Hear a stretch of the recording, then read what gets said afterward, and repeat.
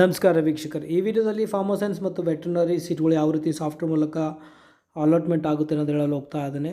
So general ಹೇಳಬೇಕು ಅಂದರೆ ಯಾವ ರೀತಿ ಇಂಜಿನಿಯರಿಂಗ್ ಸೀಟ್ ಅಲಾಟ್ಮೆಂಟ್ ಆಗುತ್ತೋ ಅದೇ ರೀತಿ ಫಾರ್ಮ್ ಸೈನ್ಸ್ ಆಗಲಿ ವೆಟರ್ನರಿ ಉಳಿದೆಲ್ಲ ಸೀಟ್ಗಳು ಇದೇ ರೀತಿ ಅಲಾಟ್ಮೆಂಟ್ ಆಗುತ್ತೆ. ಬಟ್ ಇಲ್ಲಿ ಅಗ್ರಿಕೋಟಾ ಒಂದು ಎಕ್ಸ್ಟ್ರಾ ಬರೋ ಕಾರಣದಿಂದಾಗಿ ಇಲ್ಲಿ ಸ್ವಲ್ಪ ವೇರಿಯೇಷನ್ ಆಗುತ್ತೆ. ಅದನ್ನು ನಮಗೆ ಹೇಳಲು ಹೋಗ್ತಾ ಇದ್ದಾನೆ. ಇದರೊಳಗಡೆ ಡೀಟೇಲ್ ಆಗಿ ಡಿಸ್ಕಷನ್ ಮಾಡ್ತೇನೆ, ಎಷ್ಟು ಅವೈಲೇಬಲ್ ಸೀಟ್ಗಳಿವೆ ಮತ್ತು ಫೀಸ್ ಸ್ಟ್ರಕ್ಚರ್ ಏನಿದೆ ಮತ್ತು ಈ ವರ್ಷ ಕಾಂಪಿಟೇಷನ್ ಹೆಚ್ಚಾಗುವಂಥ ಸಾಧ್ಯತೆ ಇದೆಯಾ ಅನ್ನೋದ್ರ ಬಗ್ಗೆ ಸಹ ಮಾಹಿತಿ ಕೊಡಲು ಹೋಗ್ತಾ ಇದ್ದಾನೆ. ಒಂದು ವೇಳೆ ಇನ್ಫಾರ್ಮೇಷನ್ ಈ ಒಂದು ಸಣ್ಣ ಪ್ರಯತ್ನ ನಿಮ್ಮೆಲ್ಲರಿಗೂ ಚೆನ್ನಾಗಿ ಅನಿಸಿತು ಅಂದರೆ ಲೈಕ್ ಮಾಡಿ, ಮ್ಯಾಕ್ಸಿಮಮ್ ಜನರಿಗೆ ಶೇರ್ ಮಾಡಿ ಮತ್ತು ಆಮೇಲೆ ಚಾನಲ್ಗೆ ಸಬ್ಸ್ಕ್ರೈಬ್ ಮಾಡೋದನ್ನ ಮರಿಬೇಡಿ. ಸಾಫ್ಟ್ವೇರ್ ಯಾವ ರೀತಿ ಅಲಾಟ್ಮೆಂಟ್ ಮಾಡುತ್ತೆ ಅನ್ನೋದ್ರ ಬಗ್ಗೆ ಮಾಹಿತಿ ನೀಡ್ತಾ ಇದ್ದೇನೆ. ಫಾರ್ಮಾ ಸೈನ್ಸ್ ಅಂಡರ್ ಅಂತ ತೆಗೆದುಕೊಂಡಾಗ ಎಷ್ಟೆಲ್ಲ ಸೀಟ್ಗಳು ಲಭ್ಯವಾಗಿರುತ್ತೋ ಪ್ರತಿಯೊಂದು ಕಾಲೇಜಿನಲ್ಲಿ 2 ಭಾಗಗಳನ್ನಾಗಿ ಮಾಡ್ತಾರೆ. 50% 50% ಅಂತ.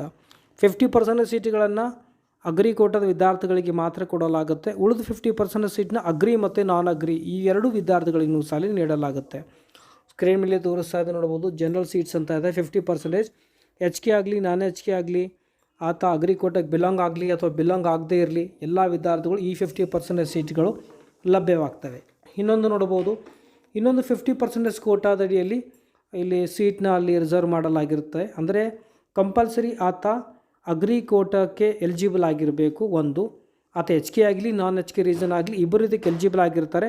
ಬಟ್ ಕಂಡೀಷನ್ ಎಷ್ಟೇ, ಅಗ್ರಿ ಕೋಟಾದಲ್ಲಿ ಎಲಿಜಿಬಲ್ ಲೀಸ್ಟಲ್ಲಿ ಬಂದಿರಬೇಕಾಗತ್ತೆ. ಸೊ ಈಗ ನೋಡೋಣ ಸಾಫ್ಟ್ವೇರ್ ಯಾವ ರೀತಿ ಅಲಾಟ್ಮೆಂಟ್ ಮಾಡುತ್ತೆ ಅಂತ. ಸೊ ಮೊದಲು ಯಾವ ವಿದ್ಯಾರ್ಥಿಗಳು ಅಂದರೆ ಆಪ್ಷನ್ ಎಂಟ್ರಿ ಎಲ್ಲ ಮುಗಿದ ನಂತರ ಸಾಫ್ಟ್ವೇರ್ ಪ್ರೊಸೆಸ್ ಮಾಡುವ ಸಂದರ್ಭದಲ್ಲಿ ಮೊದಲನೇದು ಸೀಟ್ ಹಂಚಿಕೆ ಮಾಡೋದು ಜನರಲ್ ಸೀಟಲ್ಲಿ. ಅಂದರೆ ಆತ ಅಗ್ರಿ ಕೋಟಾಗೆ ಬಿಲಾಂಗ್ ಆಗಲಿ ಅಥವಾ ಬಿಲಾಂಗ್ ಆಗದೇ ಇರಲಿ ಅದು ಸಂಬಂಧ ಇಲ್ಲ.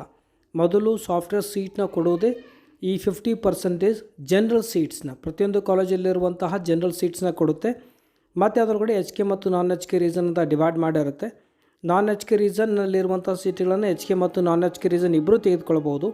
HK ಸೀಟ್ನಲ್ಲಿರುವಂತಹ ಸೀಟ್ಗಳನ್ನು HKಗೆ ಬಿಲಾಂಗ್ ಆಗಿರುವಂಥ ವಿದ್ಯಾರ್ಥಿಗಳು ಮಾತ್ರ ಅಲ್ಲಿ ತೆಗೆದುಕೊಳ್ಬೋದು.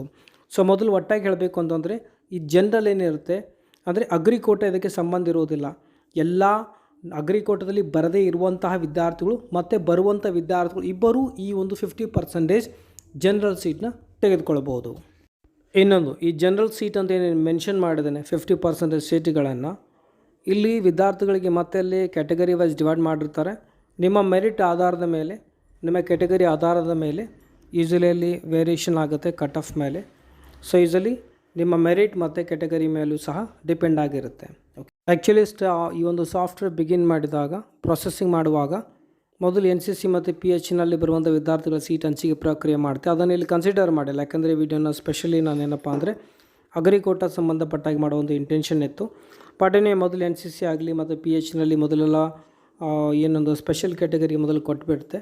ಸೊ ಅದಾದ ನಂತರ ನೀವು ಇಲ್ಲಿ ನೋಡ್ಬೋದು ಜನರಲ್ ಮೆರಿಟಲ್ಲಿ ಸೀಟ್ ಇರುವಂಥನ್ನು ಕೊಟ್ಬಿಡುತ್ತೆ. ಮೆರಿಟ್ ಕನ್ಫ್ಯೂಸ್ ಆಗಿಬಿಟ್ಟು ಜನರಲ್ ಮೆರಿಟ್ ಅಲ್ಲ ಜನರಲ್ ಸೀಟ್ಗಳಂತ ಒಂದು ಜನರಲ್ ಕೋಟಾ ಅಂತ ವರ್ಡ್ ಯೂಸ್ ಮಾಡ್ತೇನೆ. ಮತ್ತು ಕ್ಯಾಟಗರಿಯಲ್ಲಿ ಜನರಲ್ ಮೆರಿಟ್ ಮತ್ತು ಬೇರೆ ಆಗುತ್ತೆ. ಜನರಲ್ ಕೋಟಾ, ಈ ಜನರಲ್ ಕೋಟಾ ಅಂದರೆ ಆ್ಯಕ್ಚುಲಿ HK ರೀಸನ್ ಬಂದಿರೋ ಕಾರಣದಿಂದಾಗಿ ಸ್ಪ್ಲಿಟ್ ಮಾಡುವಂಥ ಅವಶ್ಯಕತೆ ಬಿದ್ದಿದೆ. ಇಲ್ಲಿ ಒಂದು ಜನರಲ್ ಕೋಟಾನೆಂದು HK ಕೋಟಾ ಅಂತ ಕರಿತೀವಿ. ಓಕೆ, ಸೊ ಮೊದಲನೇ ಪ್ರೊಸೆಸ್ಸಲ್ಲಿ ಎಲ್ಲ ವಿದ್ಯಾರ್ಥಿಗಳು ಎಲಿಜಿಬಲ್ ಆಗಿರ್ತಾರೆ. ಸೊ ಆ ಸೀಟ್ಗಳು ಫಿಲ್ ಆದ ನಂತರ ಫಾರ್ ಎಕ್ಸಾಂಪಲ್ ಒಂದು ಕಾಲೇಜಲ್ಲಿ 100 ಸೀಟ್ ಇವೆ ಅಂದ್ಕೊಳ್ಳಿ. 50 ಸೀಟುಗಳು ಏನಪ್ಪ ಅಂತಂದರೆ ಜನರಲ್ ಕೋಟಾಗೆ ಬಿಲಾಂಗ್ ಆಗಿರುತ್ತೆ, 50 ಸೀಟುಗಳು ಅಗ್ರಿ ಕೋಟಾಗೆ ಬಿಲಾಂಗ್ ಆಗಿರುತ್ತೆ.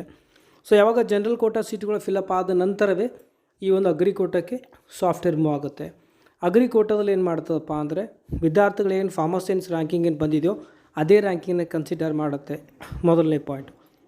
ಎರಡನೇದು, ಮತ್ತು ಅಗ್ರಿ ಕೋಟಾಕ್ಕೆ ಅವರು ಕಂಪಲ್ಸರಿ ಎಲಿಜಿಬಲ್ ಆಗಿರಬೇಕು.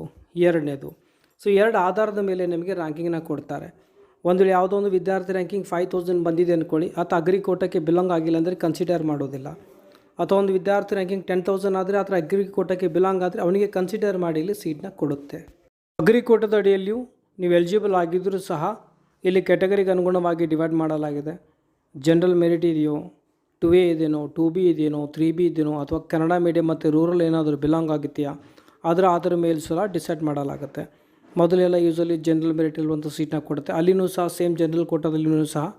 ಸೊ ಅದಾದ ನಂತರ ನಿಮ್ಮ ರೆಸ್ಪೆಕ್ಟಿವ್ ಕ್ಯಾಟಗರಿಗೆ ಹೋಗುತ್ತೆ. ಮತ್ತು ಕನ್ನಡ ಮತ್ತು ರೂರಲ್ ಇದ್ದರೆ ಮತ್ತು GMಗೆ GMRಗೆ ಸಂಬಂಧಪಟ್ಟಾಗಿ ಮೊದಲು ಕೊಡುತ್ತೆ. ನಂತರ ಇಲ್ಲಿ ಕ್ಯಾಟಗರಿಗೆ ಅನುಗುಣವಾಗಿ ಕನ್ನಡ ಮತ್ತು ರೂರಲ್ ನಂತರ ಕೊಡಲಾಗುತ್ತೆ. ಅಂದರೆ ಮೊದಲು ಜನರಲ್ ಕೋಟಾ ಸೀಟ್ ಫಿಲಪ್ ಆದ ನಂತರವೇ ಅಗ್ರಿ ಕೋಟ್ ಸೀಟ್ ಫಿಲಪ್ ಆಗುತ್ತೆ. ಮತ್ತು ಡೀಟೇಲಾಗಿ ಯಾವ ರೀತಿ ಸೀಟ್ ಮತ್ತು ಅಲಾಟ್ಮೆಂಟ್ ಪ್ರೊಸೆಸ್ ಯೂಸಲಿ ಇನ್ನರ್ ಆಗುತ್ತೆ ಅನ್ನೋದನ್ನ ಸೊ ಆಲ್ರೆಡಿ ನಾನು ಒಂದು ವೀಡಿಯೋ ಮಾಡಿದ್ದೇನೆ, ಲಿಂಕ್ ನಾನು ನಿಮ್ಮ ಕಮೆಂಟ್ ಸೆಕ್ಷನ್ಗೆ ಕೊಟ್ಟಿರ್ತೀನಿ, ಅಥವಾ ವೀಡಿಯೋ ಥಂಬ್ನೇಲ್ನಲ್ಲಿ ಬಂದರೆ ಕ್ಲಿಕ್ ಮಾಡಿಕೊಂಡು ಚೆಕ್ ಮಾಡ್ಕೊಳ್ಬೋದು. ಕನ್ನಡ ಮೀಡಿಯಂ ರೂರಲ್ ರಿಸರ್ವೇಷನ್ ಯಾವ ರೀತಿ ಬೆನಿಫಿಟ್ನ ಯೂಸಲಿ ನೀವು ತೆಗೆದುಕೊಳ್ಬೋದು, ಮತ್ತು ಸಾಫ್ಟ್ವೇರ್ ಯಾವ ರೀತಿ ಕೆಲಸ ಮಾಡುತ್ತೆ ಅನ್ನೋದನ್ನ ನಿಮಗೆ ಇಲ್ಲಿ ಗೊತ್ತಾಗುತ್ತೆ. ಇಲ್ಲಿ ನೀವು ಅಗ್ರಿ ಕೋಟಾಗೆ ಬಿಲಾಂಗ್ ಆಗಿದ್ದೀರಾ, ಎಲಿಜಿಬಲ್ ಆಗಿದ್ದೀರಾ ಅಂದರೆ ನಿಮಗೆ ಎಲಿಜಿಬಲ್ ಅಂದ ತಕ್ಷಣ ನಿಮಗೆ ಸೀಟ್ ಸಿಗೋದಿಲ್ಲ ಅಂತ ಗ್ಯಾರಂಟಿ ಇರುವುದಿಲ್ಲ. ಬಟ್ ಈಗ ನೀವು ಹೇಳ್ತಾ ಇದ್ದೀನಿ ಅದು ಟೋಟಲಿ ಡಿಪೆಂಡ್ ಆಗಿರುವುದು ನಿಮ್ಮ ರ್ಯಾಂಕಿಂಗ್ ಮೇಲೆ ಮತ್ತು ನಿಮ್ಮ ಕ್ಯಾಟಗರಿ ಮೇಲೂ ಸಹ ಡಿಪೆಂಡ್ ಆಗಿರುತ್ತೆ. ಓಕೆ, ಕನ್ಫ್ಯೂಸ್ ಆಗಬೇಡಿ. ಅಗ್ರಿ ಕೋಟಾಗೆ ಎಲಿಜಿಬಲ್ ಆಗಿದ್ದರೆ ಅಂದರೆ ಸೀಟ್ ಸಿಗುತ್ತೆ ಅಂತ ಗ್ಯಾರಂಟಿ ಏನಿರುವುದಿಲ್ಲ, ಕ್ಲಿಯರ್ ಹೇಳ್ತಾ ಇದ್ದೀನಿ. ಸೊ ನಿಮ್ಮ ಎಷ್ಟು ಮೆರಿಟ್ ಬಂದಿದೆಯೋ, ರ್ಯಾಂಕಿಂಗ್ ಬಂದಿದೆಯೋ ಅನ್ನೋ ಆಧಾರದ ಮೇಲೆ ಅದು ಡಿಪೆಂಡ್ ಆಗಿರುತ್ತೆ. ಈಗ ನೋಡೋಣ ಎಚ್ ಕೆ ಮತ್ತು ನಾನ್ ಎಚ್ ಕೆ ರೀಸನ್ಗೆ ಕೂಡಿಸಿದಾಗ ಅಂದರೆ ಒಟ್ಟಾಗಿ ಜನರಲ್ ಕೋಟಾದಲ್ಲಿ ಸೀಟ್ಗಳು ಎಷ್ಟು ಲಭ್ಯವಾಗಿರ್ತವೆ ನಾನು ತೋರಿಸ್ತಾ ಇದ್ದೀನಿ. ಸ್ಕ್ರೀನ್ ಮೇಲೆ ನೋಡ್ಬೋದು. ಸೊ ಮೇಲೆ ಏನು ತೋರಿಸ್ತಾ ಇದ್ದೀನಿ ಅದು ನಾನ್ ಎಚ್ ಕೆ ರೀಸನ್ಗೆ, ಅಲ್ಲಿ ಎಚ್ ಕೆ ಆಗಲಿ ನಾನ್ ಎಚ್ ಕೆ ಆಗಲಿ ಎಲ್ಲ ವಿದ್ಯಾರ್ಥಿಗಳು ತೆಗೆದುಕೊಳ್ಬೋದು. ಬಟ್ ಕೆಳಗಡೆ ಎಚ್ ಕೆ ರೀಸನ್ ತೋರಿಸ್ತಾ ಇದ್ದೀನಿ, ಇಲ್ಲಿ ಎಚ್ ಕೆ ರೀಸನ್ಗೆ ಮಾತ್ರ ಲಭ್ಯವಾಗಿದೆ. ಟೋಟಲ್ ಕೌಂಟ್ ಮಾಡಿದಾಗ ಆ್ಯಡ್ ಮಾಡಿದಾಗ 1425 ಸೀಟ್ಗಳು ಲಭ್ಯವಿರ್ತವೆ. ಇನ್ನು 1425 ಸೀಟ್ಗಳು ಎಚ್ ಕೆ ಮತ್ತು ಇಲ್ಲಿ ನೋಡಿ ನಾನು ಸ್ಕ್ರೀನ್ ಮೇಲೆ ತೋರಿಸ್ತಾ ಇದ್ದೀನಿ, ಕನ್ಫ್ಯೂಸ್ ಆಗಬೇಡಿ. H K plus non H K ಎರಡೂ ಕೂಡಿ 1425 ಸೀಟ್ಗಳು ಲಭ್ಯವಿವೆ. ಇದು ಹೋದ ವರ್ಷದಿದೆ. ಸೊ ಹೋದ ವರ್ಷದ ಪ್ರಕಾರ 60% ಭಾಗ ಜನರಲ್ ಕೋಟಾಗೆ ಬಿಲಾಂಗ್ ಆಗ್ತಾಯಿತ್ತು. ಬಟ್ ಈಗ 50-50 ಆಗಿರೋ ಕಾರಣದಿಂದಾಗಿ 1425 ಅಂದರೆ ಇದಕ್ಕಿಂತ ಕಡಿಮೆ ಸೀಟ್ಗಳು ಈ ರೀತಿ ನಿಮಗೆ ಲಭ್ಯವಾಗ್ತವೆ. ಜನರಲ್ ಕೋಟಾದ ವಿದ್ಯಾರ್ಥಿಗಳಿಗೆ ಈ ವರ್ಷ ಕಡಿಮೆ ಸೀಟ್ ಲಭ್ಯವಾಗ್ತವೆ. ನಿಮ್ಮಲ್ಲಿ ಸ್ವಲ್ಪ ಕಟ್ ಆಫ್ ಆ್ಯಸಲ್ಲಿ ಇನ್ಕ್ರೀಸ್ ಆಗುವಂಥ ಸಾಧ್ಯತೆ ಭಾಳಷ್ಟಿದೆ. ಸೊ ಈಗ ಅಗ್ರಿ ಕೋಟಾಕ್ಕೆ ಸಂಬಂಧಪಟ್ಟ ಹಾಗೆ ನೋಡಿದ್ರೆ ನಮಗೆ ತೋರಿಸ್ತಾ ಇದ್ದೇನೆ ಟೋಟಲ್ ಅವೈಲೇಬಲ್ ಆಗಿರುವಂತಹ ಸೀಟ್ಗಳು. 2AGನಲ್ಲಿ ಈಸಲಿ 89 ಇದೆ, SCನಲ್ಲಿ 90 ಇದೆ. ಸೊ ಈಸಲಿ ಹೈಯೆಸ್ಟ್ ಇರುತ್ತೆ. AG ಅಂದರೆ ಈ ಒಂದು 2A ಕೆಟಗರಿ ಆಗಿರ್ಬೋದು, SCಯಲ್ಲಿ ಆಗಿರ್ಬೋದು, ಪರ್ಸೆಂಟೇಜ್ ಆಫ್ ಸೀಟ್ ರಿಸರ್ವೇಷನ್ ಜಾಸ್ತಿ ಇದೆ. ಸೊ ಅಲ್ಲಿ ಈ ಒಂದು ಕಟ್ ಆಫ್ ಲೋ ಆಗುವಂಥ ಪ್ರೊಬಾಬಿಲಿಟಿ ಯಾವಾಗಲೂ ಜಾಸ್ತಿನೇ ಇರುತ್ತೆ. ಓಕೆ, ಸೊ ನೋಡ್ಬೋದು ಎಚ್ ಕೆ ಮತ್ತು ನಾನ್ ಎಚ್ ಕೆ ರೀಸನ್ ಎರಡನ್ನೂ ಕೂಡಿಸಿದಾಗ 1021 ಸೀಟ್ಗಳಿವೆ. ಈ ಸೀಟ್ ಮ್ಯಾಟ್ರಿಕ್ಸ್ ಆ್ಯಕ್ಚುಲಿ 50% ಕೋಟದ ಅಡಿಯಲ್ಲ, 40% ಕನ್ಸಿಡರ್ ಮಾಡಿರುವಂಥದ್ದು.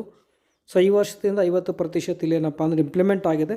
ಅಂದರೆ 1021ಕ್ಕಿಂತ ಹೆಚ್ಚಿಗೆ ಸೀಟ್ಗಳು ನಿಮಗೆ ಲಭ್ಯವಾಗ್ತವೆ. ಇಲ್ಲೇನು ತೋರಿಸ್ತಾ ಇದ್ದೀನಿ 1021ಕ್ಕಿಂತ ಏನು ಸೀಟ್ ಹೆಚ್ಚಿಗೆ ಆಗುತ್ತೋ ಅದು ಅಗ್ರಿ ಕೋಟಾದಡಿಯಲ್ಲಿ ಎಲಿಜಿಬಲ್ ಆಗಿರುವಂಥ ಸೀಟುಗಳಂದರೆ ವಿದ್ಯಾರ್ಥಿಗಳು ಮಾತ್ರ ತೆಗೆದುಕೊಳ್ಳಬಹುದು. ಮತ್ತು ಇಲ್ಲಿ ಕ್ಯಾಟಗರಿ ವೈಸ್ ಡಿವೈಡ್ ಆಗುತ್ತೆ. ಮತ್ತು ಮೇಲೆ ಎಚ್ ಕೆ ರೀಸನ್ ವೈಸ್ನೂ ಸಹ ಸಾಫ್ಟ್ವೇರ್ ಯೂಸಲಿ ವರ್ಕ್ ಮಾಡುತ್ತೆ. ಎಚ್ ಕೆಗೆ ಬಿಲಾಂಗ್ ಆಗಿದ್ದು ವಿದ್ಯಾರ್ಥಿ ಅಂದರೆ ಯೂಸಲಿ ಮೊದಲು ಸೀಟ್ ನಾನ್ ಎಚ್ ಕೆ ರೀಸನ್ಗೆ ಅಲ್ಲಿ ಹಂಚಿಕೆ ಮಾಡಲಾಗುತ್ತೆ. ಅಗ್ರಿ ಕೋಟಾಕ್ಕೆ ಮೊದಲು ಬಿಲಾಂಗ್ ಆಗಿರಬೇಕು. ಮತ್ತು ಕ್ಯಾಟಗರಿಗೆ ಅನುಗುಣವಾಗಿ ಮೊದಲು ಜನರಲ್ ಮೆರಿಟ್ ಆಗಲಿ ಕ್ಯಾಟಗರಿಗೆ ಅನುಗುಣವಾಗಿ ಸೀಟ್ನ ಕೊಡುತ್ತೆ. ಆಲ್ರೆಡಿ ನಿಮ್ಮ ಸೀಟ್ಗಳ ಸಂಖ್ಯೆ ತೋರಿಸ್ತಾ ಇದ್ದೀನಿ, ನೋಡ್ಕೊಳ್ಬೋದು. ಇದು ಮುಗಿದ ನಂತರ ಅಂದರೆ ನಾನ್ ಎಚ್ ಕೆ ರೀಸನ್ ಮುಗಿದ ನಂತರ ಎಚ್ ಕೆ ರೀಸನ್ಗೆ ಜಂಪ್ ಆಗುತ್ತೆ. ಎಚ್ ಕೆ ರೀಸನ್ನಲ್ಲಿ compulsory H K reason belong ಆಗಿದ್ದು ಆತ ಅಗ್ರಿ ಕೋಟಕ್ಕೆ ಬಿಲಾಂಗ್ ಆಗಿರಬೇಕಾಗತ್ತೆ. ನಂತರ ಜನರಲ್ ಮೆರಿಟಲ್ಲಿ ಇದ್ದಿಲ್ಲ ಅಂದರೆ ತನ್ನ ಯಾವ ಒಂದು ಕ್ಯಾಟಗರಿಗೆ ಬಿಲಾಂಗ್ ಆಗುತ್ತಾನೋ ಆ ಒಂದು ಕ್ಯಾಟಗರಿಗೆ ಅನುಗುಣವಾಗಿ ಸೀಟ್ ಹಂಚಿಕೆ ಪ್ರಕ್ರಿಯೆಯನ್ನು ಇಲ್ಲಿ ಮಾಡಲಾಗುತ್ತೆ. ಕನ್ನಡ ಮತ್ತು ರೂರಲ್ ಮೀಡಿಯಮ್ ಇದ್ದರೂ ಸಹ ಅದೇ ರೀತಿ ಮಾಡುತ್ತೆ. ಮೊದಲು GMK GMR ಸೀಟ್ನ ಫಿಲಪ್ ಮಾಡಿ ಅದಾದ ನಂತರ ಅವರ ಕ್ಯಾಟಗರಿ ಅನುಗುಣವಾಗಿ ಕನ್ನಡ ಮೀಡಿಯಮು ರೂರಲ್ ಅದರ ಅನುಗುಣವಾಗಿ ಸೀಟ್ನಲ್ಲಿ ಕೊಡಲಾಗುತ್ತೆ. ಓಕೆ, ಇದಕ್ಕೆ ಸಂಬಂಧಪಟ್ಟ ಹಾಗೆ ಕ್ಯಾಟಗರಿ ಅನುಗುಣವಾಗಿ ಯಾವ ರೀತಿ ಪ್ರಾಸೆಸ್ ಅಲಾಟ್ಮೆಂಟ್ ಮಾಡುತ್ತೆ ಸಾಫ್ಟ್ವೇರ್ನ ವೀಡಿಯೋ ಮುಖಾಂತರ ಹೇಳ್ತೇನೆ. ವೀಡಿಯೋ ನಿಮಗೆ ಥಂಬ್ನೇಲ್ ಅಥವಾ ಕಮೆಂಟ್ ಸೆಕ್ಷನಲ್ಲಿ ಇರುತ್ತೆ, ಅದನ್ನು ಕ್ಲಿಕ್ ಮಾಡಿ ಅದನ್ನು ನೋಡ್ಕೊಳ್ಬೋದು. ಈಗ ನಾವು ಫೀ ಸ್ಟ್ರಕ್ಚರ್ ಬಗ್ಗೆ ಮಾತಾಡೋಣ. ಸೊ ಈ ವರ್ಷ ಉನ್ನತ ಶಿಕ್ಷಣ ಸಚಿವರು ಹೇಳಿರುವ ಹಾಗೆ ಸೊ ಫೀನ ಹೆಚ್ಚಳ ಮಾಡಬೇಡಿ ಅಂತ ಪ್ರೈವೇಟ್ ಇಂಜಿನಿಯರಿಂಗ್ ಕಾಲೇಜುಗಳಿಗೆ ಅವರು ಆಲ್ರೆಡಿ ನಿರ್ದೇಶನ ನೀಡಿದ್ದಾರಪ್ಪ ಅಂತಂದರೆ ಈ ಅಗ್ರಿಗೆ ಬಿಲಾಂಗ್ ಆಗುವಂಥ ಎಲ್ಲ ಕಾಲೇಜುಗಳಲ್ಲಿ ಗೌರ್ಮೆಂಟ್ ಆಗಿರೋ ಕಾರಣದಿಂದಾಗಿ ಇವರು ಸಹ ಫೀಯನ್ನು ಹೆಚ್ಚಳವನ್ನು ಮಾಡೋದಿಲ್ಲ ಅಂತ ಅನ್ಕೋತೀನಿ. ಯಾಕಂದರೆ ಪ್ರೈವೇಟ್ಗಳಿಗೆ ರೂಲ್ ಮಾಡಿದಾರಪ್ಪ ಅಂದರೆ ಗೌರ್ಮೆಂಟ್ ಕಾಲೇಜಿಗೂ ಸಹ ಅದೇ ರೂಲ್ ಅಪ್ಲಿಕೇಬಲ್ ಆಗುತ್ತೆ. ಸೊ ಅಗ್ರಿ ಕೋಟಾದಡಿಯಲ್ಲಿ ಬರುವಂಥ ಕಾಲೇಜುಗಳ ಈ ಒಂದು ಫೀ ಸ್ಟ್ರಕ್ಚರ್ ತೋರಿಸ್ತಾ ಇದೆ ನೋಡ್ಬೋದು. BSc ಈ ಒಂದು ಅಗ್ರಿ ಬಯೋಟೆಕ್ ಆಗಿರ್ಬೋದು, ಅಗ್ರಿ ಆಗಿರ್ಬೋದು. ಸೊ ಹೋಲ್ ಡೀಟೇಲ್ ಎಲ್ಲ ಕೋರ್ಸಸ್ಗಳು ಮತ್ತು ಆಮೇಲೆ ಫೀ ಸ್ಟ್ರಕ್ಚರಲ್ಲಿ ಮೆನ್ಷನ್ ಮಾಡಲಾಗಿದೆ. ಇದು ನಿಮ್ಮ ಕ್ಯಾಟಗರಿ ಮೇಲೂ ಸಹ ಡಿಪೆಂಡ್ ಆಗುತ್ತೆ, ಆ್ಯನ್ಯುವಲ್ ಇನ್ಕಮ್ ಮೇಲೂ ಡಿಪೆಂಡ್ ಆಗುತ್ತೆ. ಸ್ಕ್ರೀನ್ ಮೇಲೆ ತೋರಿಸ್ತಾ ಇದ್ದೀನಿ, ಅದರ ಸ್ಕ್ರೀನ್ಶಾಟ್ ತೆಗೆದುಕೊಳ್ಬೋದು. ಜನರಲ್ ಮೆರಿಟ್ 24,610 ಅಂತ ಇದೆ ಅಂದ್ಕೊಳ್ಳಿ BSc ಅಗ್ರಿ ಬಯೋಟೆಕ್ನಲ್ಲಿ. ಸೊ OBCಗೂ ಸಹ ಸೇಮ್ ಫೀ ಅಪ್ಲಿಕೇಬಲ್ ಇದೆ. ಆದರೆ SC/ST ಒಂದು ವೇಳೆ ಆ್ಯನ್ಯುವಲ್ ಇನ್ಕಮ್ 10 lakhವರೆಗೂ ಇದ್ದರೆ 500 ರೂಪಾಯಿ ಆಗುತ್ತೆ. ಅದಕ್ಕಿಂತ ಮೇಲೆ ಆದರೆ ನಾರ್ಮಲ್ ಫೀ ತುಂಬಬೇಕಾಗುತ್ತೆ 24,610. ಅದೇ ರೀತಿ ಕ್ಯಾಟಗರಿ 1 ಬಗ್ಗೆ ಹೇಳಬೇಕು ಅಂತಂದರೆ ಸೊ ಇಲ್ಲಿ 2.5 lakh ಅಬೋವ್ ಇರಲಿ ಅಥವಾ ಬಿಲೋ ಇರಲಿ, ಇಲ್ಲಿ ಬಯೋಟೆಕ್ಗೆ ಸೇಮ್ ಫೀ ಇರುತ್ತೆ. ಬಟ್ ಕೆಲವು ಕೋರ್ಸಸ್ಗಳಿಗೆ ಕಡಿಮೆ ಫೀ ಇರುತ್ತೆ, ನೋಡ್ಬೋದು ಸ್ಕ್ರೀನ್ ಮೇಲೆ. ಕಂಟಿನ್ಯೂಸ್ಲಿ ಯಾರು ಕ್ಯಾಟಗರಿ 1 ಬಿಲಾಂಗ್ ಆಗ್ತಿರೋ 2.5 lakh ಬಿಲೋ ಆಗಿದ್ದರೆ ನೀವು ಒಂದು ವೇಳೆ ನೀವು ಇನ್ಕಮ್ ಸರ್ಟಿಫಿಕೇಟ್ನಲ್ಲಿ ಪ್ರೊವೈಡ್ ಮಾಡಿದರೆ ನಿಮ್ಮ ಫೀ ಸ್ಟ್ರಕ್ಚರ್ ಇದರ ಅನುಗುಣವಾಗಿ ಬರುತ್ತೆ. ಲಾಸ್ಟ್ ಇಯರ್ದು ಹೇಳ್ತಾ ಇದ್ದೀನಿ, ಈ ಸಲ ವೇರಿಯೇಷನ್ ಆಗೋದಿಲ್ಲ ಅಂತ ನನ್ನ ನಂಬಿಕೆ ಇದೆ. ಓಕೆ, ಏನೇ ವೇರಿಯೇಷನ್ ಆದರೂ ಸ್ವಲ್ಪ ಆಗುತ್ತೆ, ಅಷ್ಟೊಂದು ಡಿಫ್ರೆನ್ಸ್ ಬರೋದಿಲ್ಲ. ಇದು ಲಾಸ್ಟ್ ಇಯರ್ ಫೀಸ್ ಸ್ಟ್ರಕ್ಚರ್ ಇತ್ತು. ಈ ವರ್ಷ ಬಂದ ತಕ್ಷಣ ನಿಮಗೆ ನೋಟಿಫಿಕೇಷನ್ ಮೂಲಕ ವಿಡಿಯೋ ಮೂಲಕ ತಿಳಿಸಿರ್ತೇನೆ. ಈಗ ನಾವು ಡಿಸ್ಕಷನ್ ಮಾಡೋಣ. ಸೊ ಈ ವರ್ಷ ಕಟ್ ಆಫ್ ಈ ಅಗ್ರಿಗೆ ಸಂಬಂಧಪಟ್ಟಾಗೆ ಲೋ ಆಗೋ ಸಾಧ್ಯತೆ ಇದೆಯಾ ಅಥವಾ ಹೆಚ್ಚಾಗುತ್ತಾ ಅನ್ನೋ ಒಂದು ಮಾಹಿತಿ ಯೂಶಲಿ ಭಾಳ ಜನ ಕೇಳ್ತಾ ಇದ್ದಾರೆ, ಅದಕ್ಕೆ ವಿಡಿಯೋ ಮೂಲಕ ತಿಳಿಸಲು ಪ್ರಯತ್ನ ಮಾಡ್ತೇನೆ. ಸೊ ಲಾಸ್ಟ್ ಇಯರ್ ನಾವು ನೋಡಿದಾಗ ಅಗ್ರಿ ಕೋಟೆಗೆ ಸಂಬಂಧಪಟ್ಟಾಗೆ ಡಾಕ್ಯುಮೆಂಟ್ ಅಪ್ಲೋಡ್ ಮಾಡಿದಾಗ ಎಲಿಜಿಬಲ್ ಆಗಿರುವಂಥ ಸಂಖ್ಯೆ ಮೊದಲ ಎಲಿಜಿಬಲ್ ಆಗಿರೋರು 25,572 ಜನ, ಮತ್ತೊಮ್ಮೆ 3,500 ಸಮಥಿಂಗ್ ಇತ್ತು ಆ ವಿದ್ಯಾರ್ಥಿಗಳಲ್ಲಿ ಎಲಿಜಿಬಲ್ ಆಗಿರೋದಿಲ್ಲ. ಸೊ ಆಮೇಲೆ ಮತ್ತೆ ಡಾಕ್ಯುಮೆಂಟ್ ವೆರಿಫಿಕೇಷನ್ ಮಾಡಿದಾಗ ಸುಮಾರು 1,500 ಜನ ಎಲಿಜಿಬಲ್ ಆಗಿದ್ದಾರೆ ಅನ್ಕೋತೀನಿ.